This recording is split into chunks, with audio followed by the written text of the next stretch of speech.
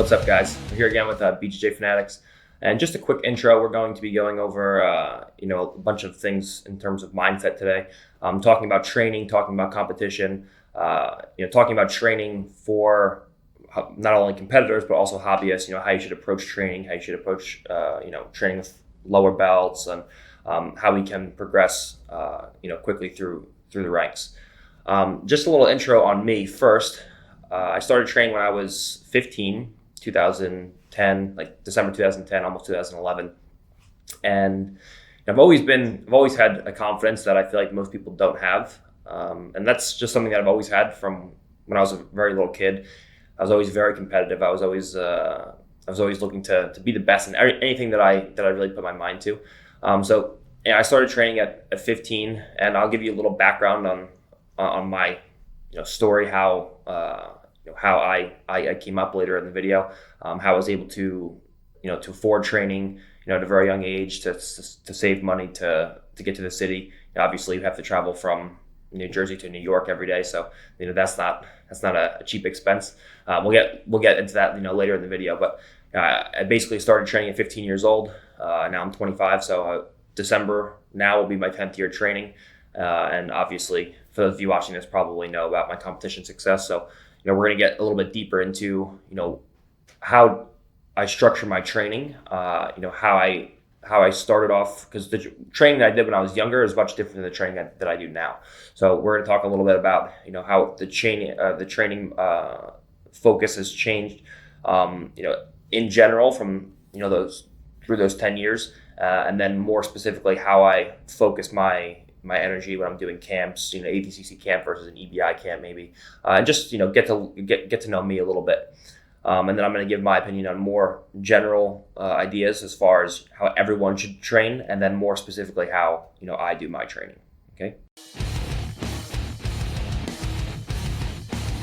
All right, so let's dive into my training schedule. All right, now my training schedule when I was 15 is very different from my training schedule right now. All right, when I was 15, obviously I was in high school, and I would go to high school in the daytime, and then I was actually relatively lazy. I would only train like 4 or 5 days a week. I wouldn't train on weekends at all. And once I graduated high school, I was 17, maybe 18, maybe 17, 18, and I met Gary. And once I got my purple belt when I was 17, 18, I forget exactly how old I was, he finally convinced me to stop being like a lazy piece of shit and to do jiu-jitsu 7 days a week. So once I started being a serious competitor, I started training 7 days a week. I was once a day, obviously, because I was still in high school. And then when I graduated high school, I went to college part-time. And right after I graduated high school, I started working full-time. So I would work full-time, and then I would do, it was a 7 to 3 p.m. I would work throwing grass bags in the back of a truck for the DPW. Then I would come home, I would rest, and I would eat for an hour or so. And then I would train pretty much for 4 hours. I would do all the sessions from the teen session until I got too big and too old for that, all the way up until the advanced session. So I would do probably like 3 hours of jiu-jitsu a night, pretty much every day, from the time that I was 17 until the time I was 20 or so. All right. Then there was a shift where I started to do more sessions after I stopped working. When I was somewhere around 18 and a half, 19 years old, I stopped working full-time and just focused on my jiu-jitsu. I had enough money saved where I felt like I could pursue jiu-jitsu full-time as a career, which I thought I could do before that, but I ran out of money and had to go back to work for 6 months. But after I stopped working, I pretty much started training full-time, only jiu-jitsu. All right, so once I started doing that, it was just 3, 4, 5, 6, 7 sessions a day, where I would go into the city. I would do John's morning class. Then at one point I was boxing. I would box after that. Then I'd go to John's afternoon class. Then I would come home and I would teach at Dante Rivera Brazilian Jiu-Jitsu. I had that. I would teach that a few times a week. Then I would go to Brunswick to train at the open mat, and then I would go to Rutgers to train at the open mat after that. I was training most of the time 4 to 5 sessions a day. That was with only jiu-jitsu, and that was with anywhere from world-class guys to random people. So that was a big part of my training. Then I started to realize, especially when I got a little bit older, and I didn't have as much energy as I did when I was 18. I still have a lot of energy now, obviously. I'm only 25. But when I started to get a little bit older, 20, 22, 23, 24, I realized that I was actually getting better faster if I trained less, but was more there mentally. If I had adequate amount of sleep at night, if I showed up and I could actually remember what John was teaching. So I started to actually decrease the training sessions and took a more quality over quantity approach. Okay, this doesn't mean I'm going to train twice a week. I still train every day, 1 to 2 sessions a day. But I'm not training, on the 6th session of the day. Like we train 6 sessions in one day, but at the end of the session, your brain's fried. You're just like, oh, I can't remember any of this stuff. Okay, so sometime around the age of 20, 21, 22, and forward, I started to decrease the amount of training sessions, but increase the quality of the sessions by being fresh mentally and ready for the session. Okay, and in addition to that, my brand started to get bigger from there. I started to make more money, so I couldn't afford to risk training with people who I didn't know, who could have possibly been spazzy and just hurt me doing some spastic move. Okay, so once I started to make real money and I had a reputation on the line where I couldn't afford to get hurt before an EBI or an ADCC, I would start to pick my training partners, and we'll talk more about that later for competition, for competitors and for hobbyists, how you should pick your training partners. But I started off training once a day, 5 days a week. And then Gary convinced me to not train 5 days a week and to train 7 days a week. So then ever since Purple Belt, I've been training 7 days a week. And then after I stopped working full time, I started to train as much as I could. Any session I can get to, I would get to. But that's great physically, gets you in shape and you feel like you're doing a lot of work. But for me, I feel that I learn best and progress faster as far as a technician in the sport. If I go into the sessions mentally crisp and I have, the ability to absorb more information rather than just trying to train hard. So now what I'm doing is, I'm lifting. I lift 3 or 4 times a week. And I started that 2 years ago. I lift 3 or 4 times a week, and I do 1 to 2 sessions of jiu-jitsu a day. And I feel like I'm getting better now faster than I ever have.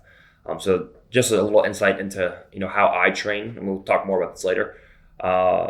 That's what my training schedule has been like from the time that I was 15 until now.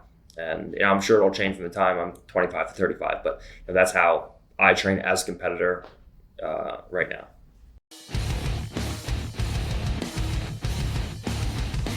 All right, so now let's talk about some goal setting for me specifically as a competitor. All right, so as far as training goes, so there's 2 portions. There's training and there's competition. Right now we're talking about training.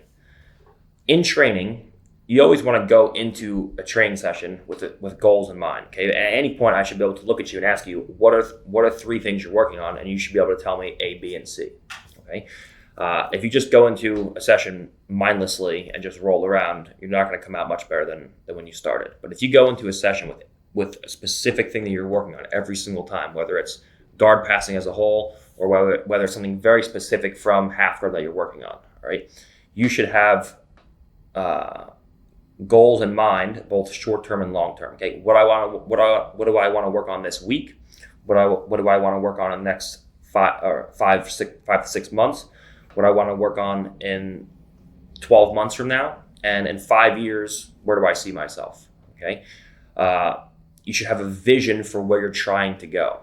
All right, and if you don't have a vision, you find yourself training over 6 months, a year, 3 years, 5 years, and you see you're not getting better, as fast as you could be.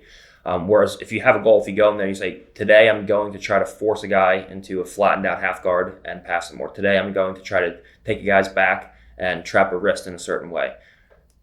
If you're actively thinking about that, that's what's important. Okay, so you should have goals, and you should be able to go in every day and come out of the session a little bit better in one specific area than you were when you went into the session, versus just going in. And this is a great way too to not get bored of the sport. Okay? If you just go into the same thing every single day, it's just like, oh, every single day I just go in, I train, I roll hard. And then after 5, 10, 15, 20, 25 years, that gets boring.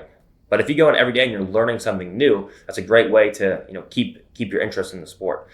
So you should always have short-term goals and long-term goals for training. Okay, now short-term goals are anywhere from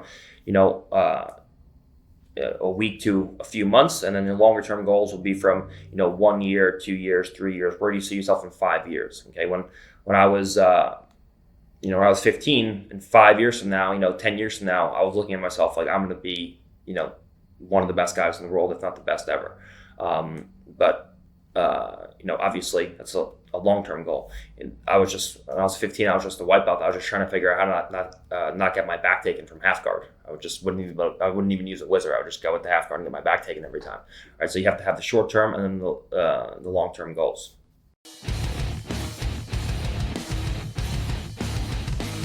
All right, so now let's talk about short-term versus long-term goals in competition. Right now, this is obviously strictly for people who want to compete, and this is a little bit more simple. Right? Obviously, if you're a blue belt and you're looking to long-term win ADCC, that's more of a longer-term goal. Right? But you have to give yourself realistic goals. Like one of my goals for competition was I wanted to double gold at ADCC before I was a black belt. And that was a little bit ambitious. And I actually didn't even make it to ADCC until I was a black belt already. So that kind of went out the window. Right, but you always should set yourself up. You should always set yourself up to shoot for a step further than you originally expected. For example, when I was a blue belt, I wasn't interested in just beating blue belts. I was already competing against and beating some high-level brown belts. When I was a purple belt, I wasn't interested in competing with purple belts. I was already going in and competing against, beating some pretty high-level black belts. So you have to have ambitious but realistic goals, okay? And every time you're looking to go into a competition, you shouldn't be satisfied. If you're a serious competitor, you shouldn't be satisfied with just beating guys who are supposed to be on your level. You should always go a step further, and you should try to compete against guys who are supposed to be better than you, but you're still able to go in there and beat those guys. Now, you can't jump from being a blue belt to going in and fighting an ADCC absolute champion and expecting to beat him first try. Okay, that's not realistic, right? But it is realistic to say that okay, you're a smaller purple belt, maybe 170, 180, 190 pounds, and you're going into a random. For me, it was like Grappler's Quest Absolute, and you're beating these black belts who are much bigger and more experienced than you. That is a realistic goal. Okay, so you have to have goals for competition which are realistic for you, where you can actually accomplish those goals, but ambitious to where you're not underplaying yourself. Okay, where you're going in and you just beat a bunch of blue belts and you're a blue belt and you feel happy about it, or you go in and you take third place, in a tournament with better guys and you're happy about it. Like for me, I'm never happy with anything less than double gold.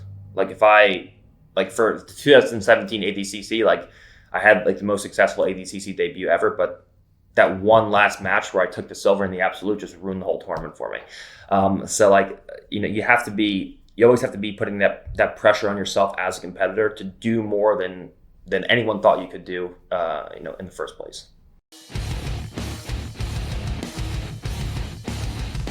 Let's talk about confidence, overconfidence versus underconfidence. You have to understand that in a competition setting, underconfidence will lose you more matches than overconfidence will. Okay, now overconfidence can be very detrimental, but so can underconfidence. If you're overconfident to a point where you feel like you're going to go in and win no matter what, maybe you will skip sessions here and there because you feel like you're so good that no one can beat you no matter what. So you feel like you don't need to do the extra training. So you're so confident to a point where it affects your work ethic. All right, that's definitely unacceptable as far as competitors and high-level competitors especially go. But let's take a look at the flip side of the coin, where you have someone who's underconfident.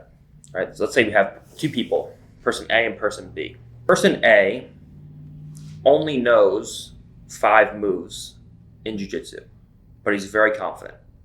Person B knows 15 moves in jiu-jitsu, but is very underconfident. They both go into a competition. Okay? The person who's confident has his 5 moves, and he's confident to use those 5 moves in competition. He can use all 5 moves effectively, okay, because he's confident to do so. The person who's better at jiu-jitsu because he knows more moves has 15 moves in the gym, but he goes into competition and he's only confident to use 3 of those moves. Okay, this was Eddie Cummings' issue, where he was very good at a full range of attacking the full body, but he's only confident to use leg locks for the most part in competition.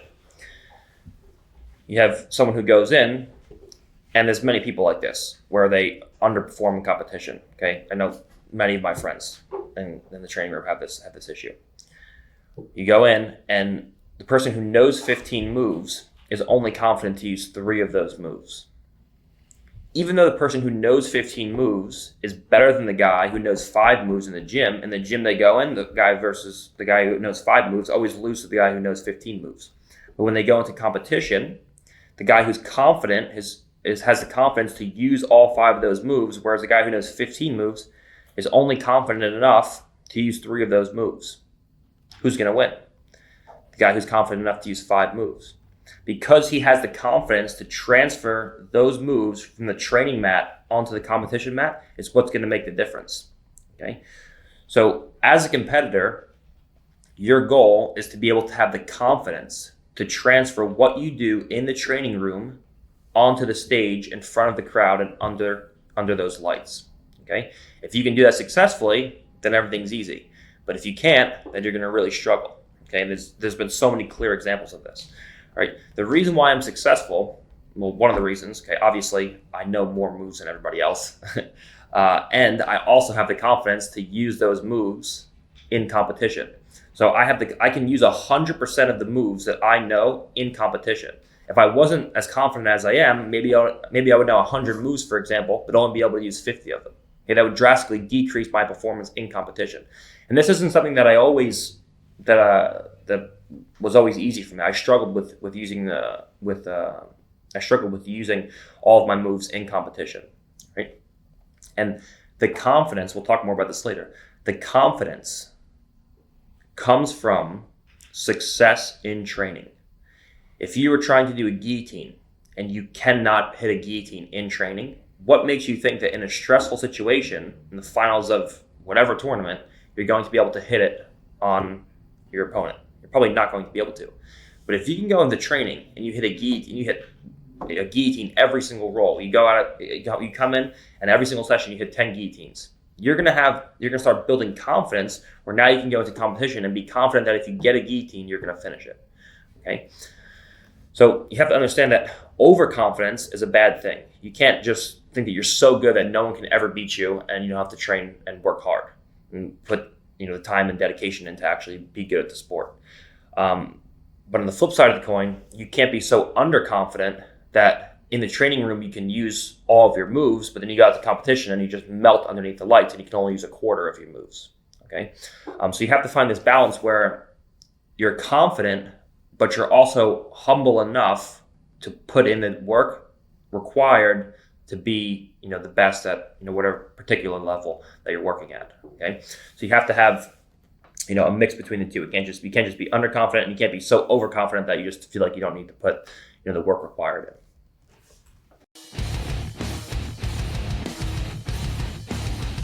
All right, so now let's talk a little bit about where my confidence just in life and in the sport came from.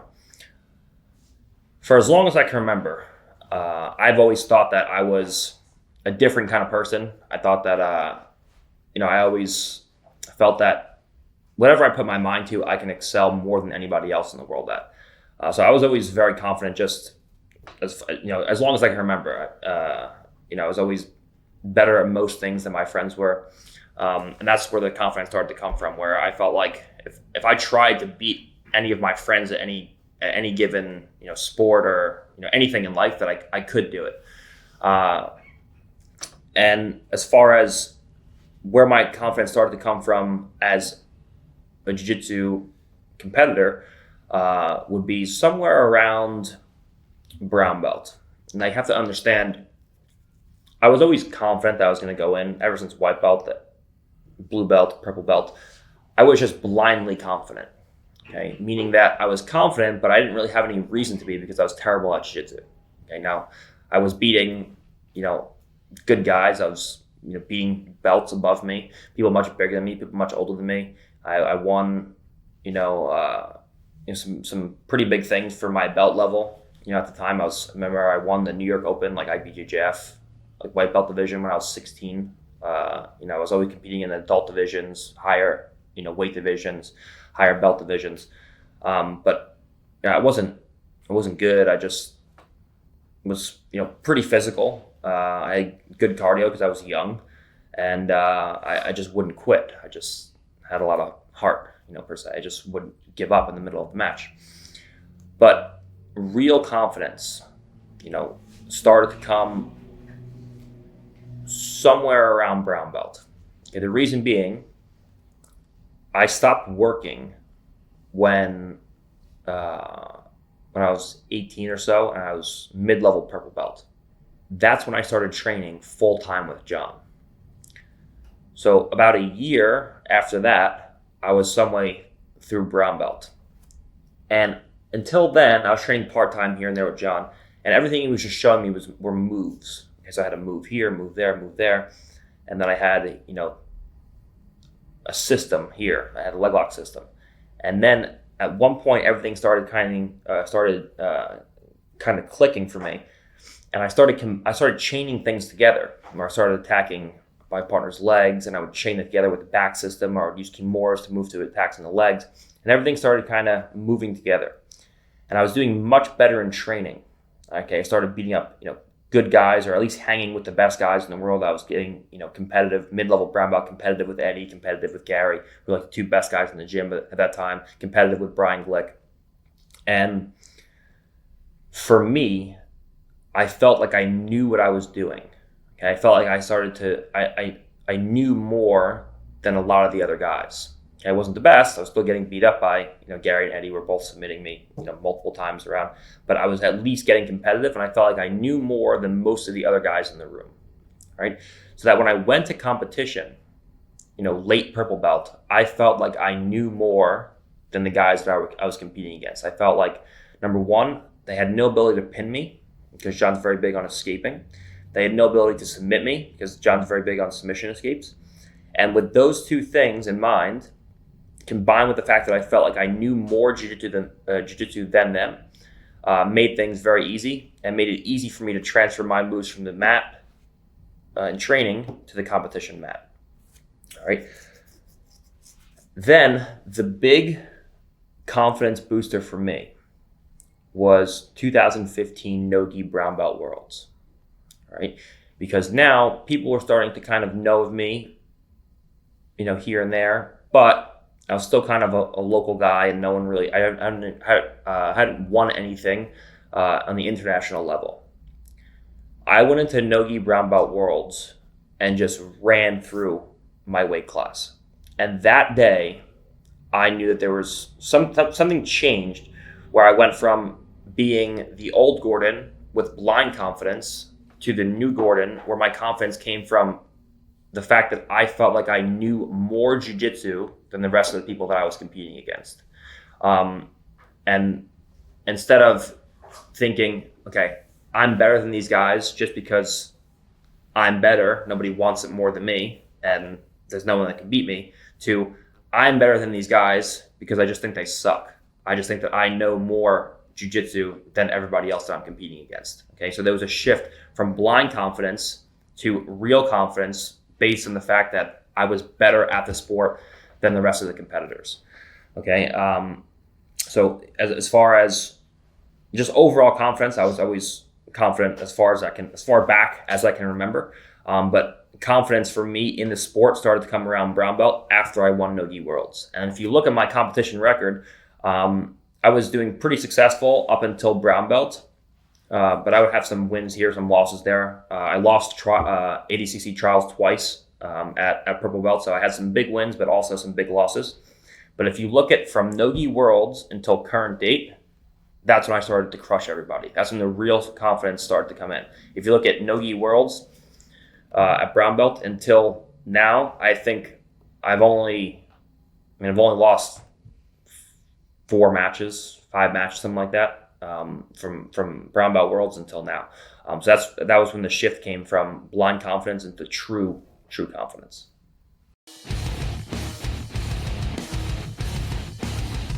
All right, so now let's talk about something that I pride myself on, in jiu-jitsu and in life, and just give you guys some just quick examples of in life. I always kind of take the extra step, the extra initiative, the hard route, so to say. So, for example, I always make things as hard as I possibly can on myself because I feel like I need that to push through, whatever it is that I'm trying to accomplish. Like, for example, in gym class in high school, we used to have days where they would just make us walk around the track because they just didn't want to. Everyone was just so bored with doing everything else where we used to just walk. And I would just spend the entire 45 minutes or however long it was, the hour, just running around the track. Okay, or if we did the mile, we'd have to beat a certain time. I think it was like 7 minutes or something for boys, and I would just run it as fast as I could. For pull-ups, it was like 8 pull-ups or something. I would just do like 20 pull-ups in a row. I'd always do more than I had to, just because I felt like I didn't want to become soft, so to say. I would always try to make things harder on myself. Like Nat yells at me all the time. Like when we have to go get boxes or something. We had to get boxes from my mom's house the other day. And I could easily just make 2 trips, like just make 1 trip here and then go. And then, next week when I come back to see her, just make the second trip. But I just insist on like taking 2 trips in the same day and just banging it all out in the same day. There's something about me. I always want to take the hardest route that I can, just to ensure that I'm always giving myself some kind of imaginary adversary, throughout the day, which is, why I always spend, hours and hours and hours attacking people on the internet. I just need to make myself miserable in some way to feel like, I'm doing what I'm supposed to do. Especially now, like the fame, so to say, being the best in the world and, having a little bit of money. Those are the kind of things that make people soft. Okay. People kind of get to a certain level and they coast. There's no reason really why I have to do anything anymore in the sport. I've already, I've won pretty much everything there is to win. I have, money to where I don't really need to compete anymore ever again. So for me, I don't want to just wake up in bed one day and be like, I'm happy with my life. And, I don't really need to get up, and there's no reason to get up at 5 a.m. and go sit in traffic and go to train. So for me, every single day of my life, I just have to find a way to make myself miserable to give me that extra push towards, what I'm really trying to accomplish, which is honestly bigger than me. My legacy is going to be something that lasts far after I'm dead. And, for me, I feel like making myself miserable every day, as far as, as an athlete, something that I have to do in order to stay sharp and to stay motivated to get out of bed every day and, and go in and do the things that I have to do.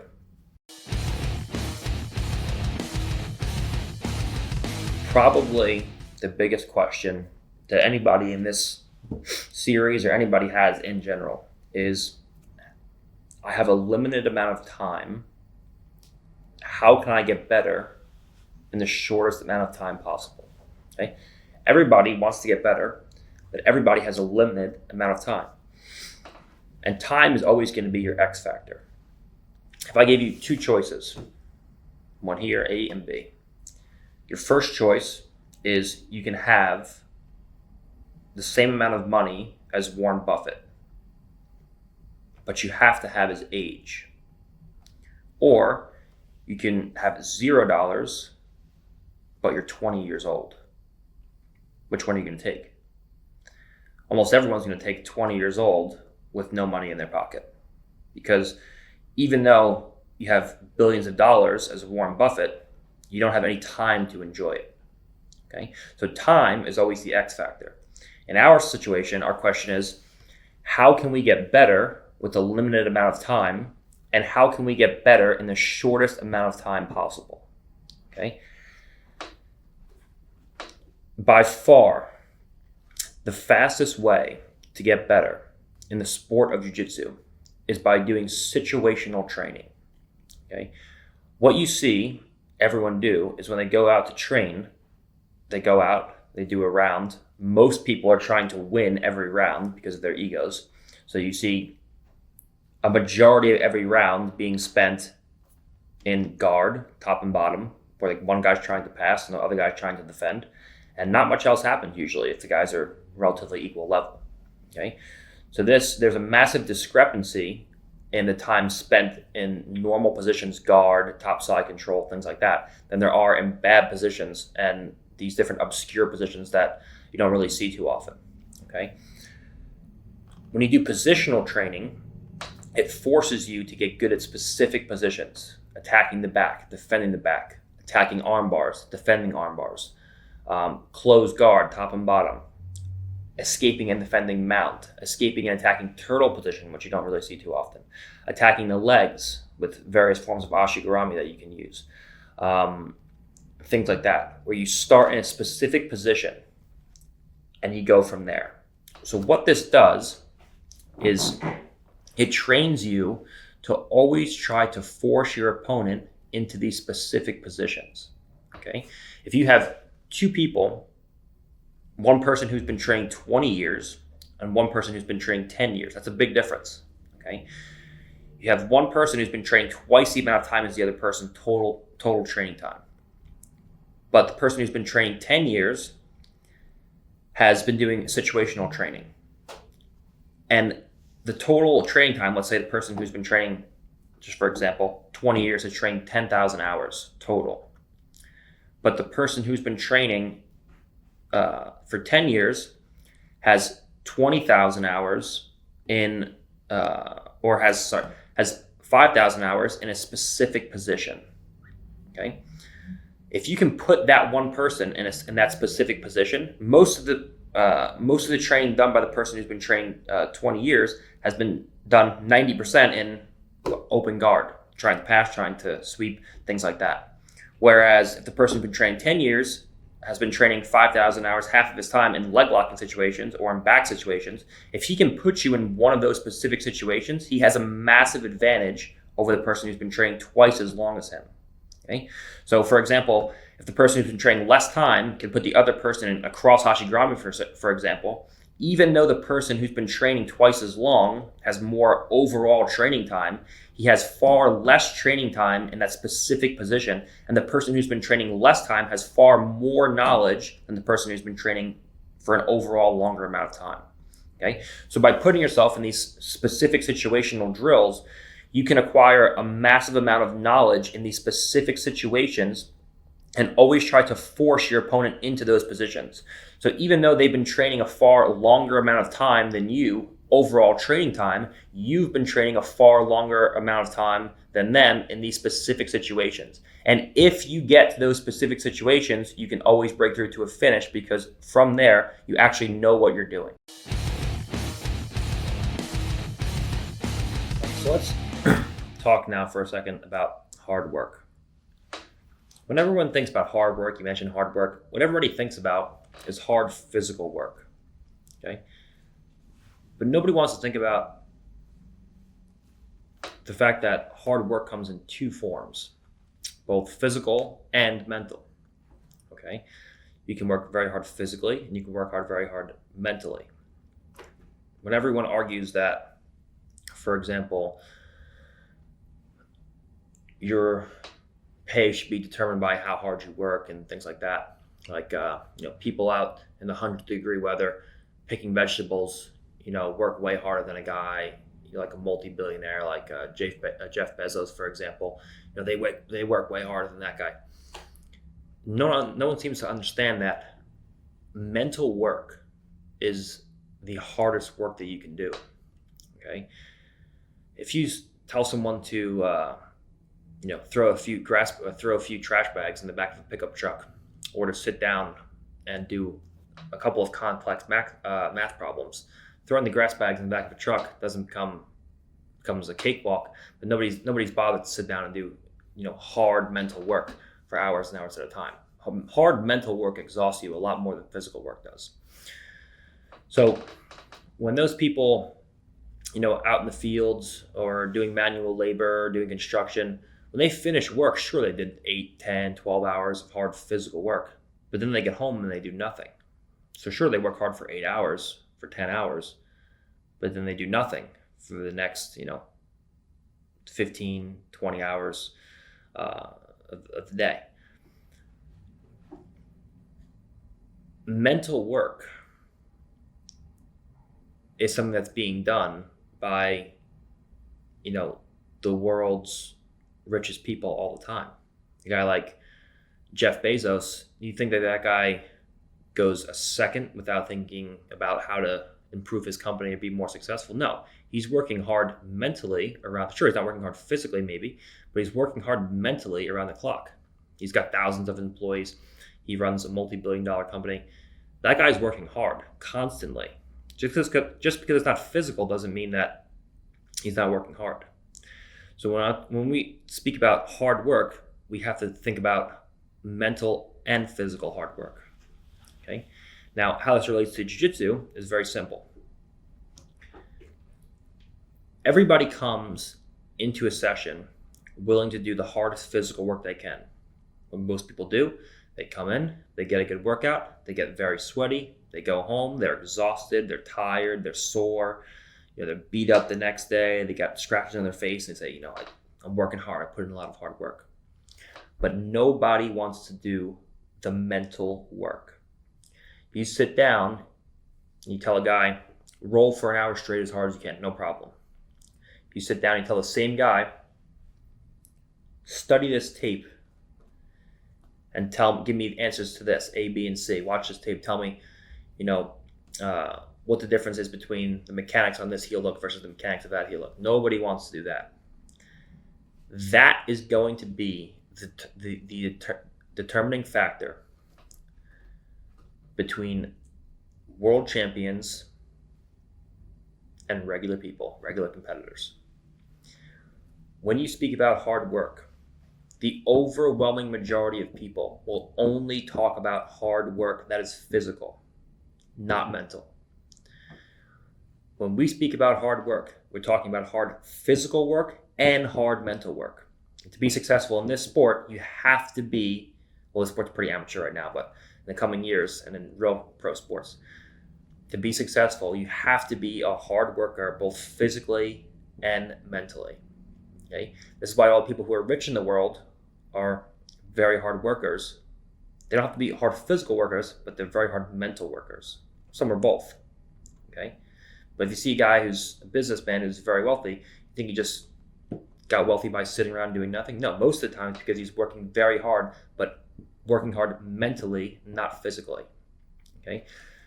Hard work comes in two forms. You always have to remember that. Depending on your career, you can work very hard physically. You can work very hard mentally. In our sport, it's absolutely imperative that you work hard physically. You need to put in the work physically. You need to put in the work mentally. You cannot sit around and think of theories about moves that might work and things that think about new moves and then go out and never test them and just have them in your head. It doesn't work like that. Because then you go into the mat, you try them, and some moves don't work the way that you want it. You get crushed by the guys. You don't have any body movements. You don't have any skills.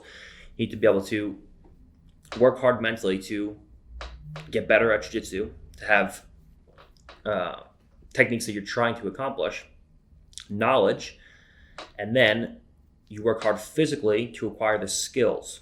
Okay, so you go out on the mat, and you can't just work hard physically, just go out and train with no knowledge, and then you just become tough.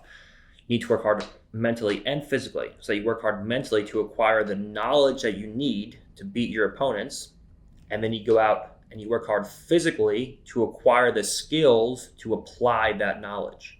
If you only work hard physically and you have skills but no knowledge, then you're just a tough guy. If you go out and you don't work hard physically, then you know a lot mentally, but you don't have any skills to actually perform those movements. So you put in hard mental work to acquire knowledge, and you work hard physically to acquire skills to apply that knowledge in a live situation.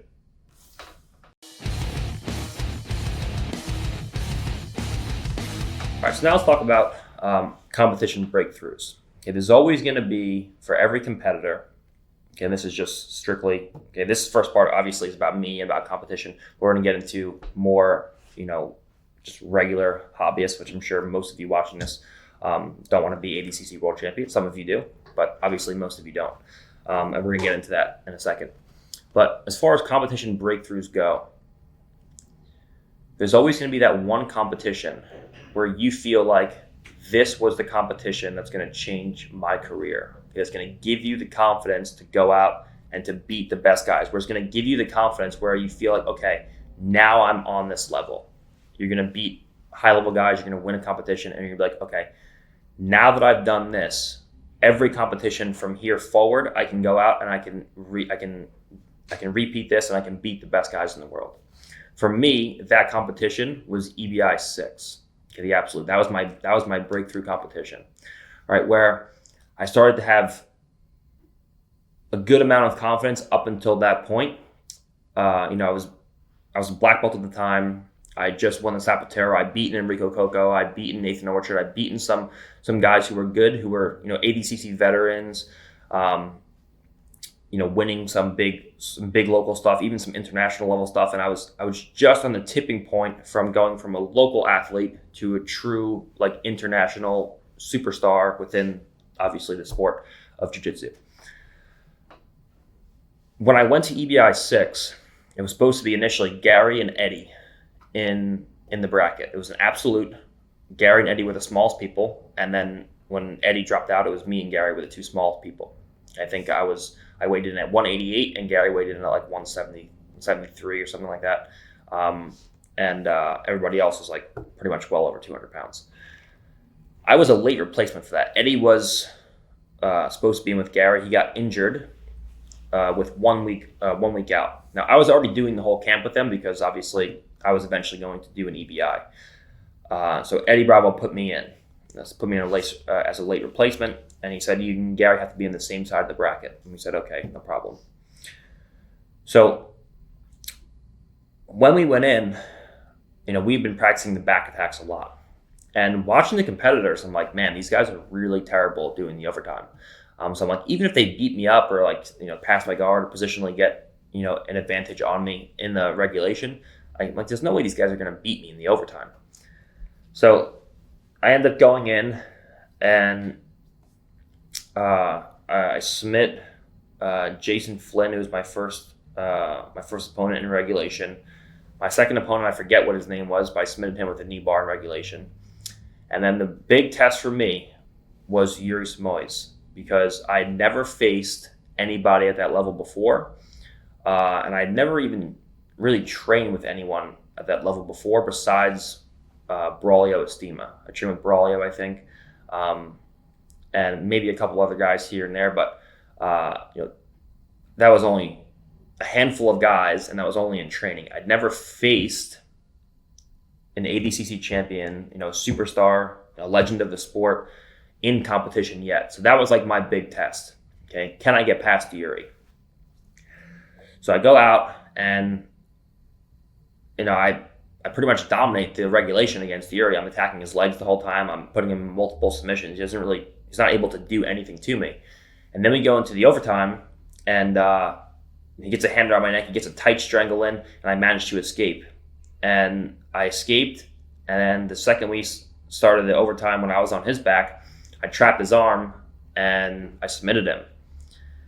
And after that match, I was like, okay, now that I know that I can do it on him, I know that I can beat anybody in the world.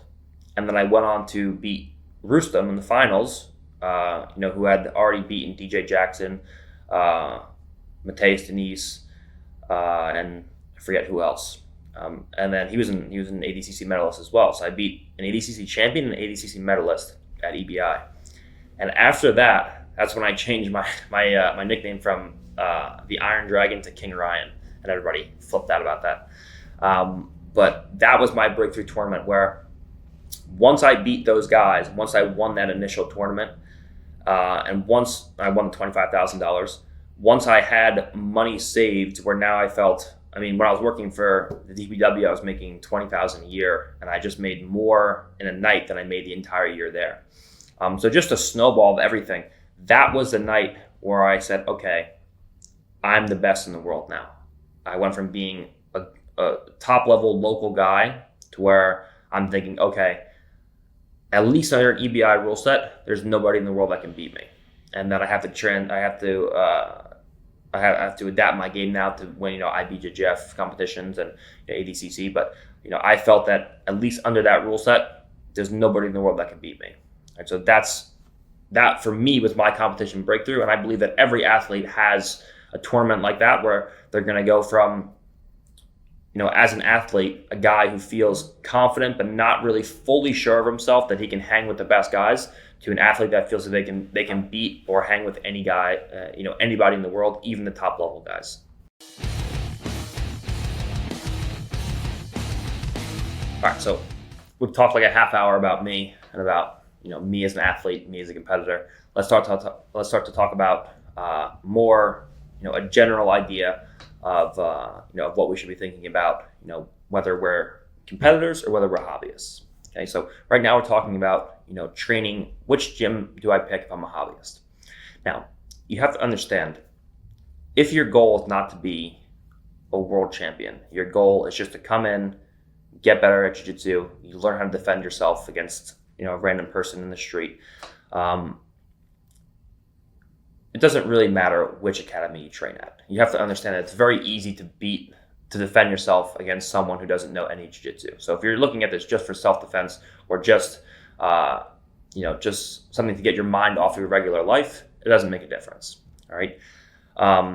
Many people that I know pick gyms based on where their friends train. You have a couple of guys, they have families, and they just want to come in to decompress. They all come in, they train, and what they're really there for is not even the training so much, but just to talk and hang out after class. Okay, it's the camaraderie of the gym is a big thing, especially when you're talking about families coming in and train together and things like that.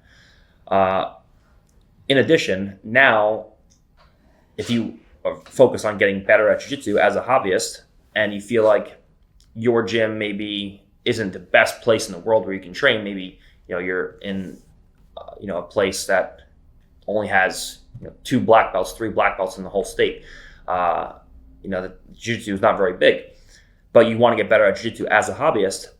You have access to so many tools that can allow you to do that. You have YouTube, you have these online subscription sites, UFC Fight Pass, Flow Grappling, Fight TV. You have all these places where you can watch jiu-jitsu matches. You have instructionals that you can buy, obviously. If you're watching this, you can probably buy instructionals where you can use either tape study or instructionals as your second sensei, where you have your teacher who teaches you in class, but you go home and maybe you watch one of my instructionals, for example, and then you come in and you practice the moves that I show you as well. Okay, so you have in a sense a second sensei with the ability to watch DVDs, instructionals, or just do tape study. Okay, you can watch boxing matches, UFC fights, jiu-jitsu matches from the early 2000s, 1990s. You can go back far and you can study tape.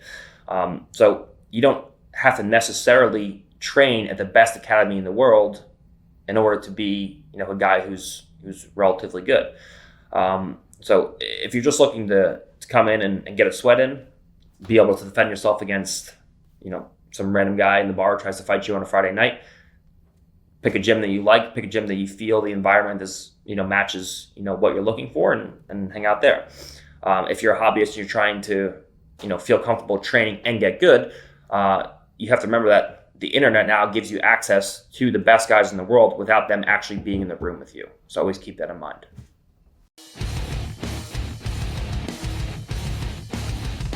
All right, so now let's talk about choosing academies if you are a competitor. Now you have to understand something.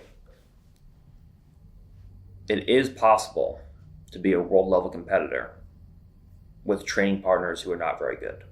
Okay, Hodger did it. Hodger moved to London. He opened up a school and he was training with white and blue belts for a large portion of his career and still managed to be the greatest of all time. Okay, it's because of the way that he trained. Okay, number one, he started teaching more. When you teach more, it makes you much better at actual jiu-jitsu. Okay, it makes everything much easier because you understand more what you're doing. Number two, he had to start handicapping himself because if he just goes in and crushes blue belts and white belts every single day, it's going to be easy and it's not going to be a challenge. It's not going to make you any better. Okay, so you have to start handicapping yourself, which allowed him to make himself much better at escapes by putting himself in bad spots, and submissions by saying, okay, I'm only going to attack a left hand kimura this time, or a right side armbar this time, for example. Okay, so while it is possible to become world level without great training partners, of course, it's always preferable to be at an academy where you have a mix of training partners, right? You always want to have, okay, and obviously, some of you have a financial situation where you can't just, or, have families where you can't just pick up, all of your stuff, leave your life and move to a different part of the state, a different part of the country, or, a different part of the world. But in general, it's much better to be in an academy where you have a mix of people that you are both better than, but are also much better than you, and preferably world level people. Okay. For example, at Renzo's, I have guys, most of the people that I train with are people that I'm much better than. But I also have guys that can push me, as hard as anybody in the world can. You have Craig, Gary, Nicky Rod, and you have guys that give you those battles where it could go either way in any given day. All right. So you should try to place yourself, and if you're a serious competitor, you do what you have to do to get to where you want to be. Okay. At the end of the day, you're either going to make it happen or you're not going to make it happen. Nobody cares whether or not it happens. The world doesn't care whether or not you make it happen and you accomplish your goals. It's up to you to make that happen.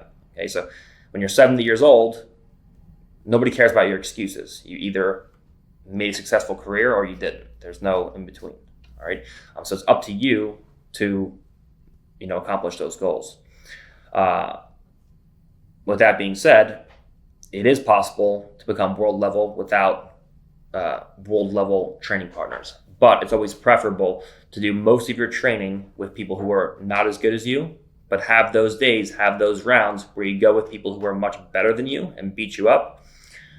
Just to have that feel and to, learn from them, see the things they're doing, or people who are at least, as good as you, or can give you, obviously in my case, there's not many people as good as me, but give you, a run for your money on a technical level and on a physical level, right? So, preferably as a competitor, you want to be in a place where you can get the mixture of those two roles.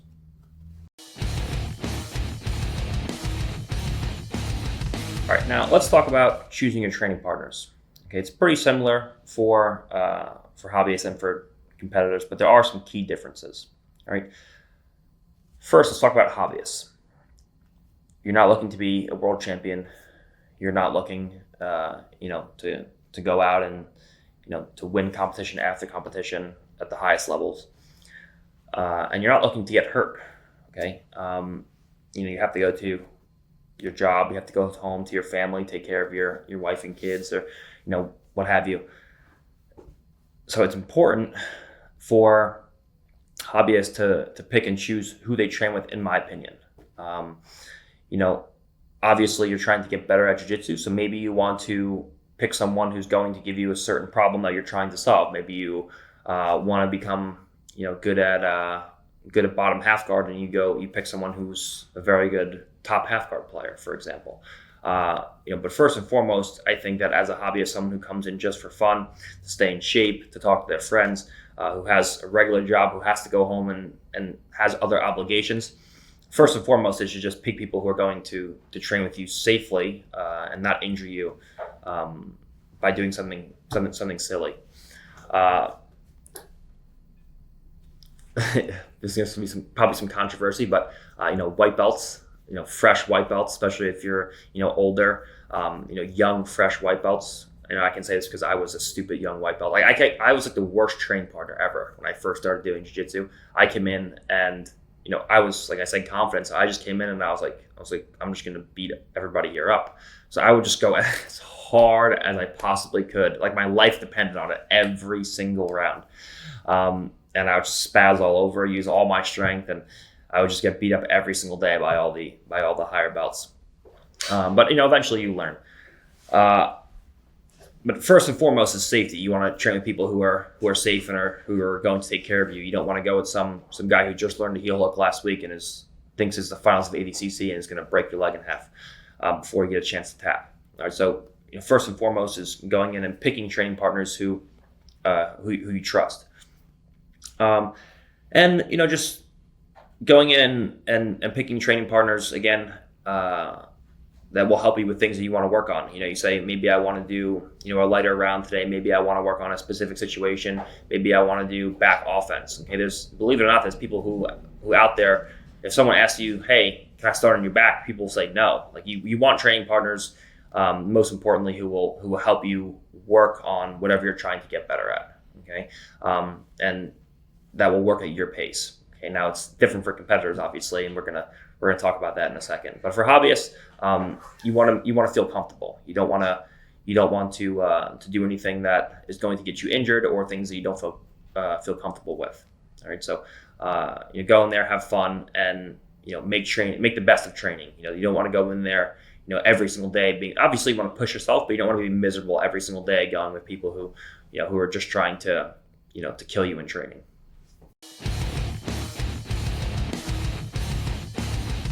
So now let's talk about picking your partners, training partners, if you're a competitor.